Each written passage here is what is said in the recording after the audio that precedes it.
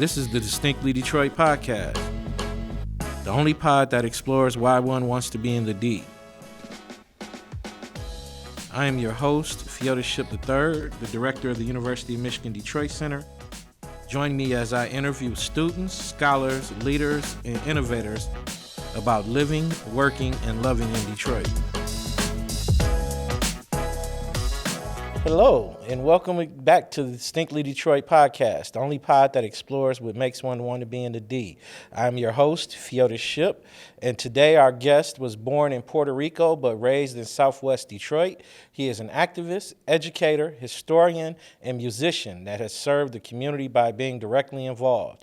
He has a passion for celebrating music and culture to impact social change.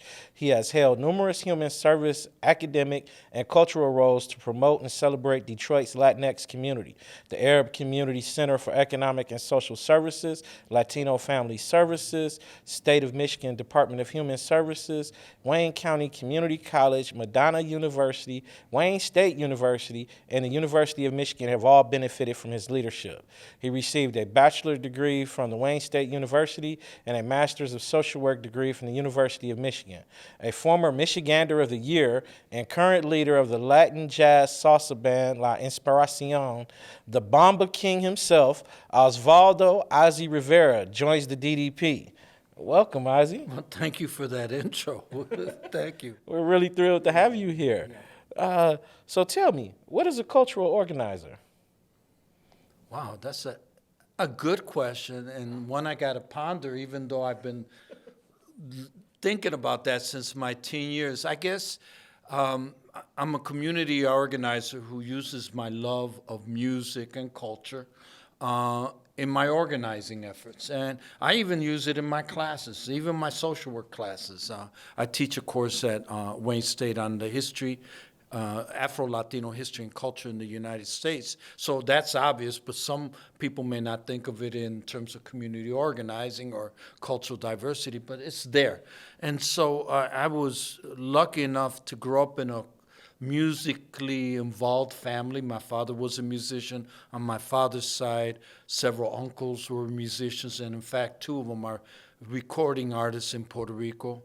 On my mother's side, a lot of visual artists. So it was just in the air we breathed, the conversations around home, and the fact that when I was a kid, because my father played cuatro, which is a 10-string guitar import from Puerto Rico, but rooted in North African traditions, all the musicians would hang out when I was growing up. So I saw drummers, singers, guitarists, just because my father was the only one that played that particular instrument. So it's just in me, but because I'm a community organizer and I know that it reflects our history, I use it. Okay. So what motivated you to pursue a career in community advocacy? It wasn't so much a career at first.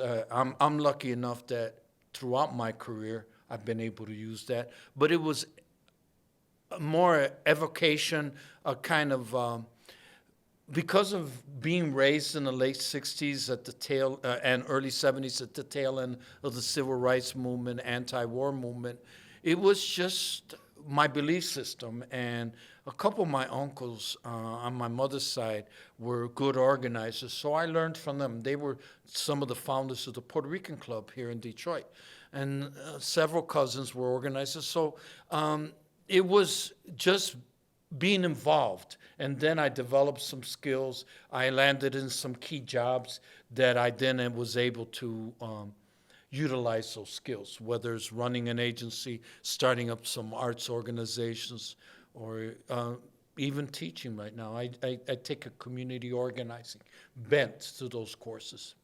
Okay. So what have been, in researching you said you, one of your first starts was I can't remember if you founded Latino Family Services or you start one of your first jobs out of grad school was at Latino Family Services. What have been some of the challenges in advocating for Southwest Detroit?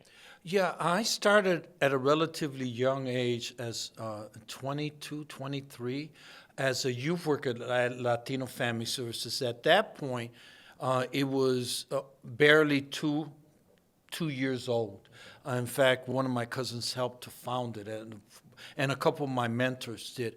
I had been working in the steel plant in the early. I dropped out of college my sophomore year. Didn't go back till I was in my 30s. So, and so with the layoffs and everything, I was looking for a job, and they knew me as a youth organizer, and they recruited me to be a youth worker, then slash to set up the youth center that they operated. And at that point, it was located in Grand Boulevard and Porter.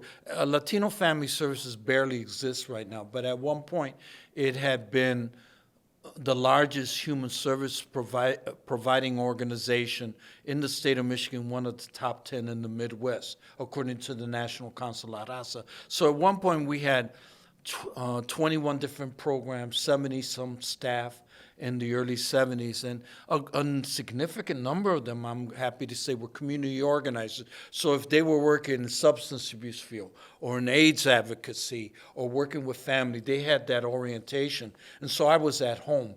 That I would dare say that the Latino community back then was a little bit more better organized than it is now, though you have a lot of advocates now, many more than back then. And I'm talking about the 70s and 80s into early 90s. There were some really stable, big organizations that were able to supplement our individual organizing efforts and take some of our work nationally. We actually got nationally recognized.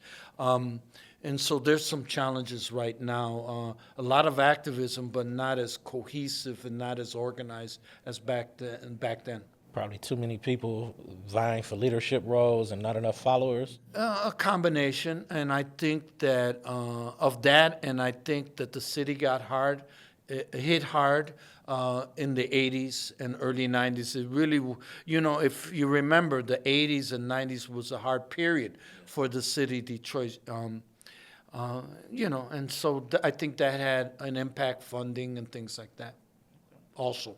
So something that came out again doing research on you for this interview, something you mentioned about representation in the city of Detroit and how Latinx communities' contributions to the city have oftentimes been overlooked. How would you say the recognition of Latinx community contributions has evolved in Detroit over time? I mean, it has gotten better. Some of the leadership that has excelled has been the political leadership. If we think of Raquel Castaneda Lopez, who was the first elected Latina to city council. So that is a caveat based on my earlier comments. I mean, in certain areas. And now we got Gabriela Santiago Romero followed her lead. Aside from that, I think there's a lack of awareness about the fact that Latino community makes up close to 10%, if not more than 10% of the population in the city of Detroit. If you counted the undocumented workers, and I like to see what the latest census data is. I haven't looked in the last couple of weeks, but it was getting close to 8 or 9% officially. If you count all those other immigrants, and then when you hear the media conversations or the political conversations, besides what Raquel used to bring up or Stephanie Chang used to bring up, the Latino equation's rarely there. Policy discussions around education. In the city of Detroit, a significant number of the DPS students, the Detroit Public School students, are Latino and in parts and make up anywhere from 70 to 90% of the student body in those schools. If you're talking about various policy issues, why isn't 10% plus of the population their issues not currently discussed at a policy level? I think that's where we're falling short.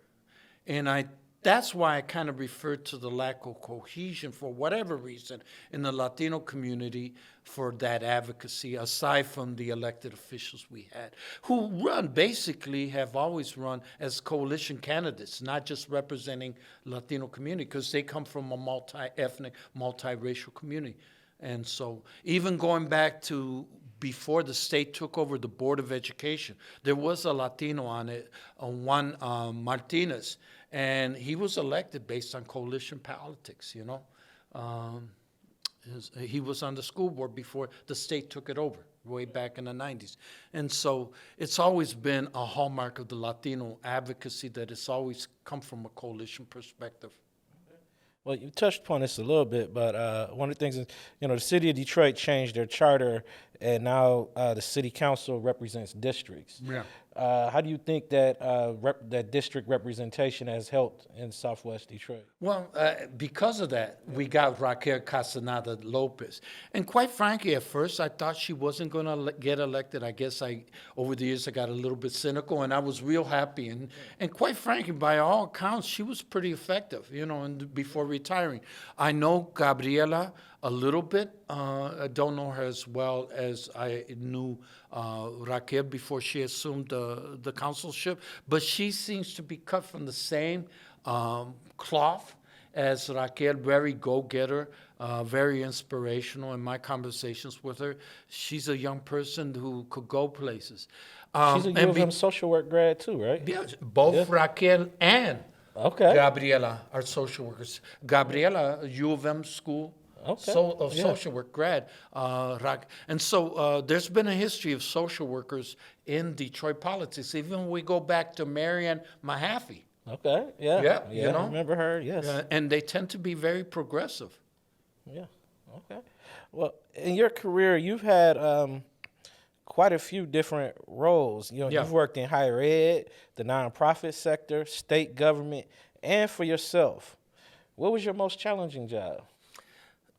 Yeah, I'm old enough to have had a couple challenging jobs, but I will dare say that most of my experiences have been really good. Challenging can be defined in different ways, so not necessarily totally negative, but I would think one of them, there's a couple others I can think, but the one that I had high aspirations for and kind of left disappointed was my role at the state of Michigan. I was brought in by the former director of the state of Michigan health department. That was Ishmael Ahmed when he was the director of Health and Human Services. And I was raised, I was in a relatively high position, brought in to do advance the agency's work, community work, diversity work, and then relationships or liaisons with schools, so social work throughout, and didn't get to accomplish much. Partly because of bureaucracies. Bigger organizations are harder to move. So I'm used to getting at least a few successes. And not that I haven't been involved with bureaucracies, or big organizations, let me put it that way.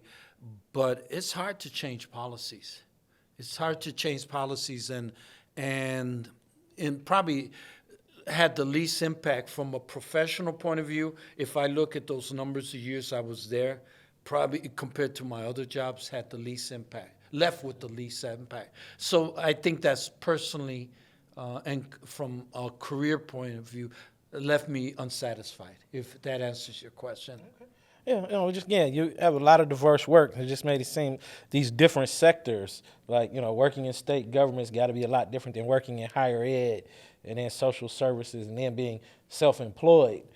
Each one of them, my mother was self-employed. Yeah, currently I'm a consultant. Yeah, her biggest challenge was getting paid. Yeah. Well, I'm old enough now that I'm collecting my Social Security, so I got that foundation taken care of. All right. Well, now, so one question I have curious is, now you are teaching at the School of Social Work. So what's it like teaching at a place you were once a student? Oh, it's fun. It's fun. I mean, I graduated with my master's in social work in 1987, so it's a few decades. And so obviously the school and U of M have changed in Ann Arbor quite a bit. And when I was a student in the school social worker, it wasn't as diverse as it is right now. And so I'm teaching a couple courses, mainly around community dynamics or organizing and diversity. And just being able to share my stories. I teach a lot by sharing stories, not only of myself, but others, and trying to draw some lessons from their experiences and how students, by and large, really get into it. And for me, one of my goals has been throughout my life, even as a young person, was to train others. So I look at teaching as a way, particularly of training students who will become social workers, and pushing the envelope in terms of them having a progressive aspect orientation as they move forward, particularly given the political challenges we have right now. I will be blunt. My opinion is it's a scary period of time. I mean, we've got folks who are openly fascist wanting to rule and move the needle to a place I never would have thought of 10, 20 years ago. And that doesn't speak well, or bode well, better said, for people of color, particularly African Americans and Latinos. I mean, think of the former president, how his first campaign speech was open attack on Mexicans, you know? And we know what he did since then, you know? And so the reason I bring that up is we got to train our future leaders, social workers being part of that group. So, No, I remember the good old days when being a Nazi was bad. yeah, oh yeah. Can you give us an example of how music and culture have impacted social change? Well, you know, I draw on the history of our peoples. And I say our peoples collectively, African American, Native American, Latino music. Prior to, you know, it's always been us uplifting our cultures, and our musical and cultural expressions have always historically, from day one, been imbued with resistance. I remember prior to the Black Power movement and the Brown is Beautiful movement, that for the most part, our cultures were denigrated or looked at in a negative way. So just to uplift the way our peoples express themselves, reflect their own experiences, was to be almost revolutionary during that period of time. Now it's been a little bit more accepted, in some places co-opted. So reason I bring that up is, let's take an example of Detroit. People are familiar, should be familiar with the legacy of the Diego Rivera wall murals. It was an open expression of worker pride and worker power. But a lot of people don't realize he and Frida Kahlo, who really got their start here in Detroit, from an international perspective, her artwork gained that prominence, really had impact on the Mexican American community of that time. One of my mentors, his brother actually was a neighborhood friend, or neighborhood friend of my mother's, from Corktown. That was the first neighborhood, was mentored by Diego Rivera, Jose Alfaro. And Jose Alfaro, in the 20s, 30s, was editor of a bilingual newspaper during that time, a thespian, so he actually acted, had a radio program. And so why I use that example, a number of us looked up to these individuals who had direct connections to Diego Rivera and Frida Kahlo, and kind of imbued that sense of pride. I remember I went to Holy Trinity School. I went to Catholic schools. Holy Trinity School, grade school, which still exists right now, was in the heart of, is in the heart of Corktown. But I remember as a Puerto Rican kid from the islands being amazed at how the Mexicans and Mexican Americans during their festivals celebrate the indigenous heritage in parades with Aztec dances. I thought that was like cool. It wasn't until I went to college and went into and started interacting with mainly a white community that I found that was unusual. It was something that it was, but in times of great challenge, I find that people go back to their cultures. Like with Mexican American community,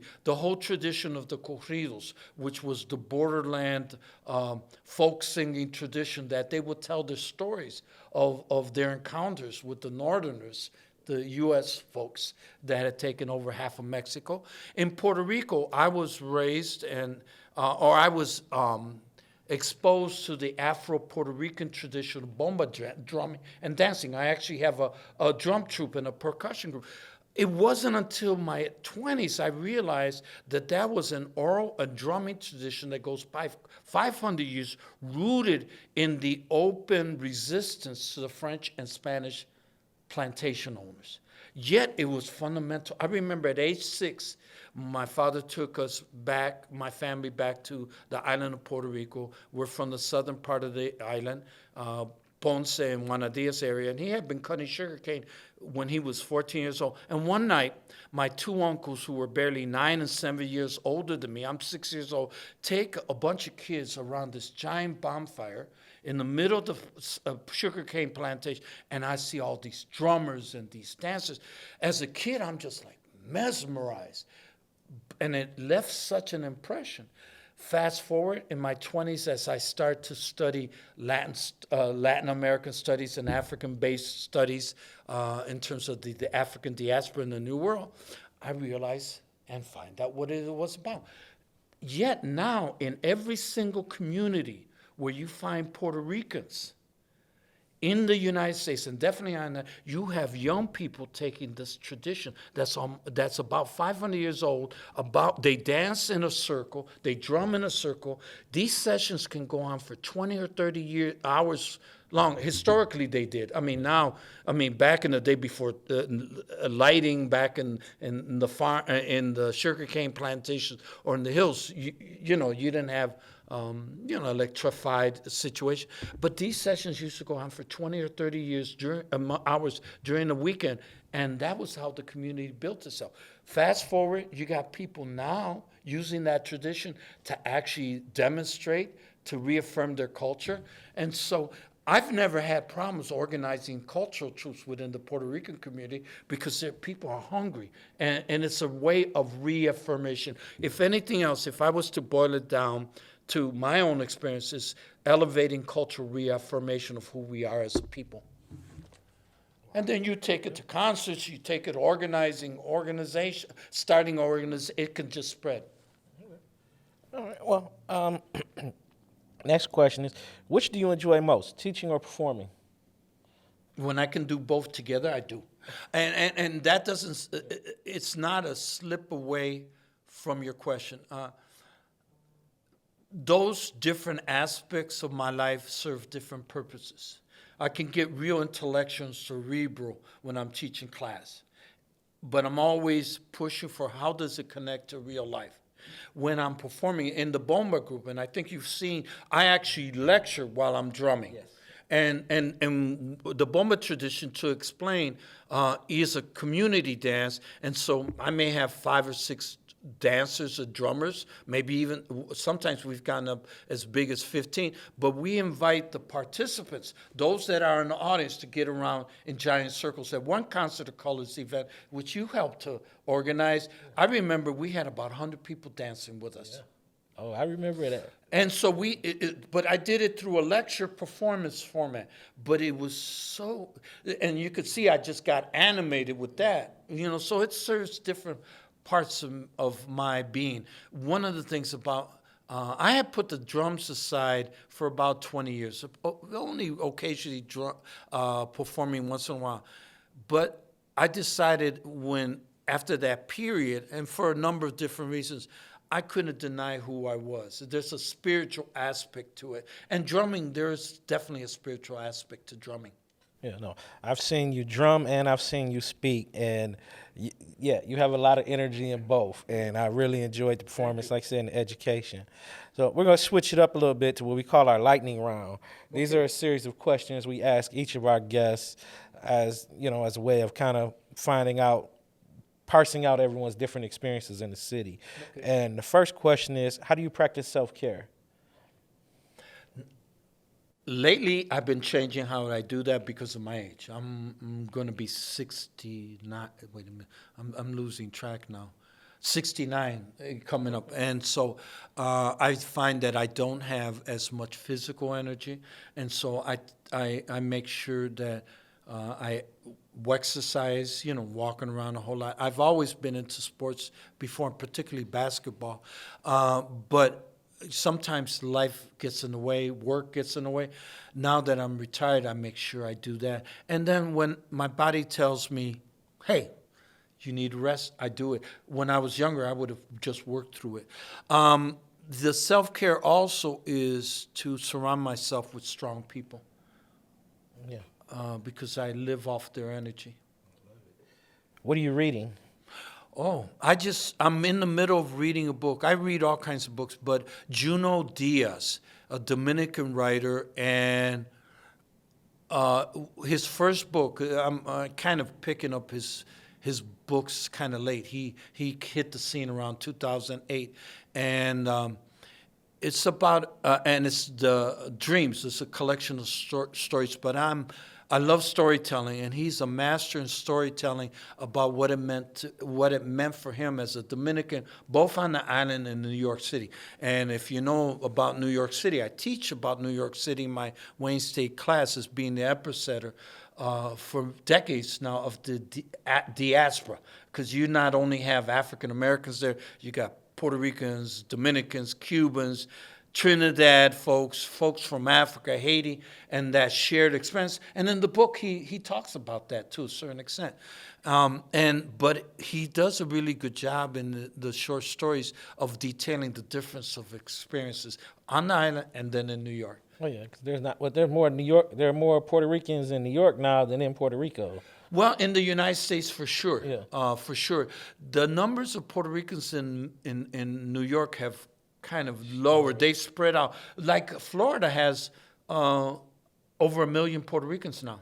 Oh wow. And will probably soon overtake the numbers of Cubans there. But they're concentrated in the middle part of Florida, Orlando, Tampa, St. Petersburg, that corridor that goes from the Gulf of Mexico to, and so that's interesting. It's more of a Democratic party base compared to the Miami area, which historically has had a Republican base.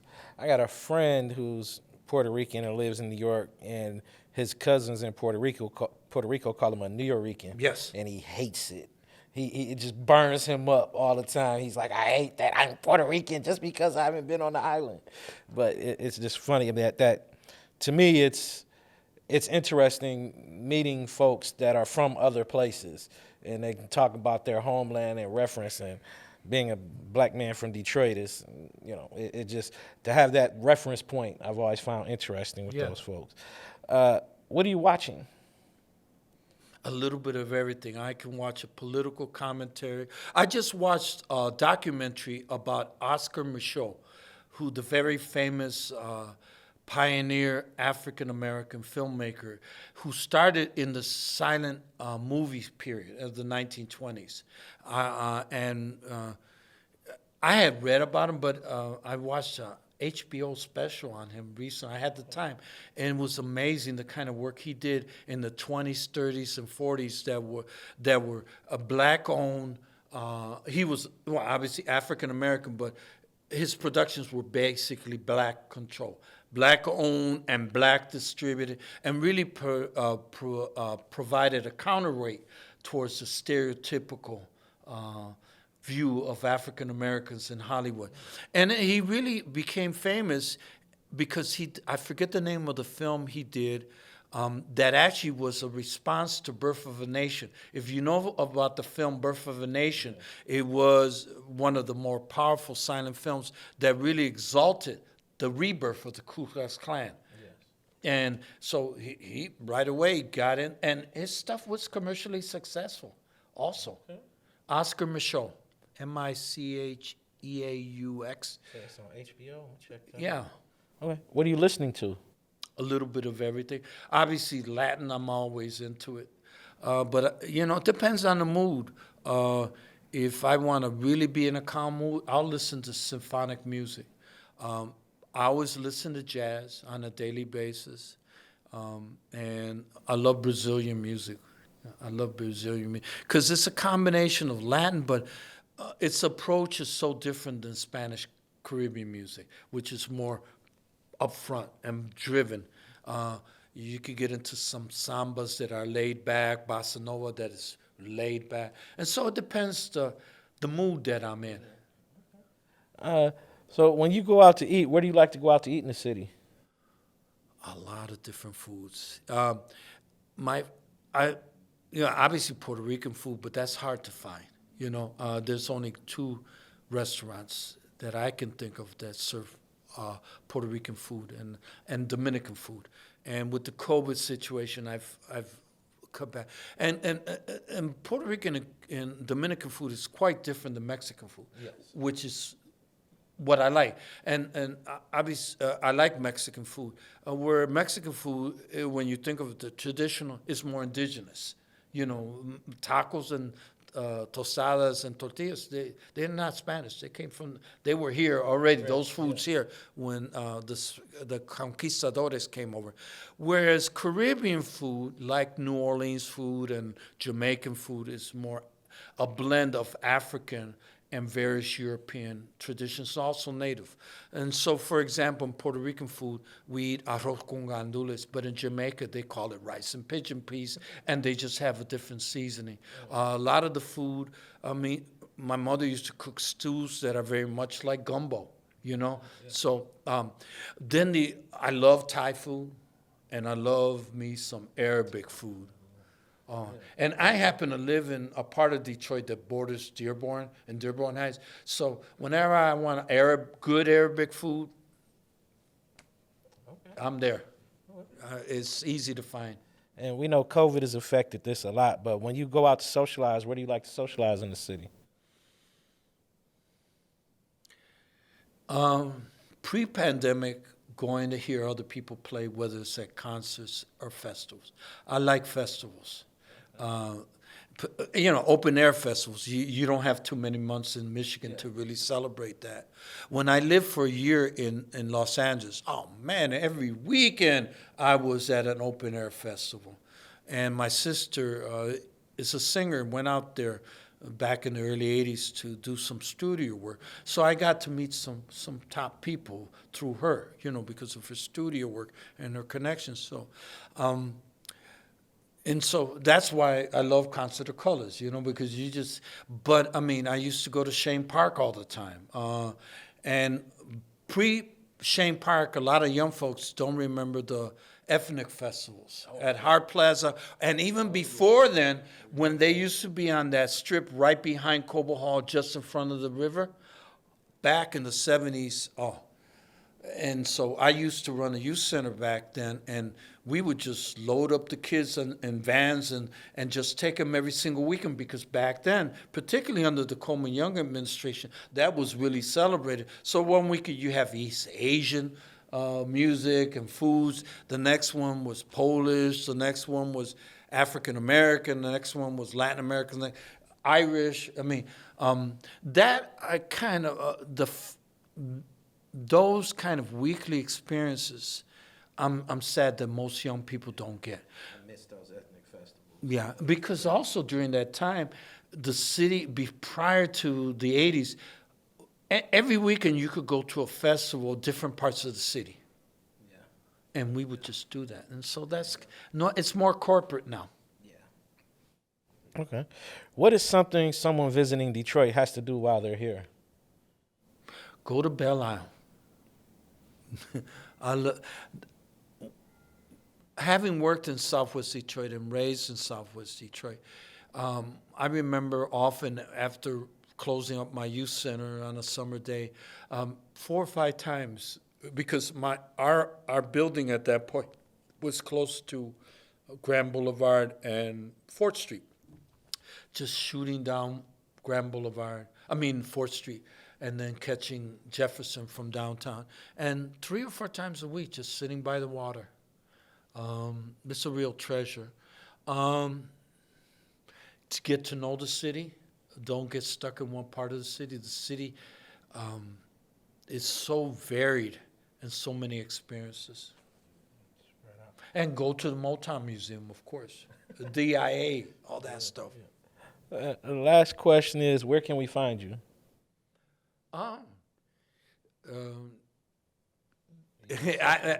Just teaching And I guess I hesitated because before I would have said, find me, this is the agency I work at, the university I work. And so now that I'm retired, I don't have a big Facebook presence. I only use it to promote the occasional gig I don't have webpage. And so if people need to reach me, they can reach me at I'll actually say SOYBORIC, like in Charles, UA53 at Comcast.net. And often I'll get asked to do presentations on diversity or, hey, we want your drum group to come over to this community event. Obviously, that slowed down during COVID. Okay. Well, thank you very much for joining us Thank today. you so We really much. I'm enjoyed honored. having you Appreciate here. it. And thank you, ladies and gentlemen, for listening. Again, you're listening to the Distinctly Detroit podcast, the only pod that explores what makes one want to be in the D. Please, you can find us anywhere you get your pods. Please listen, like, rate, review, and subscribe. And see you next time.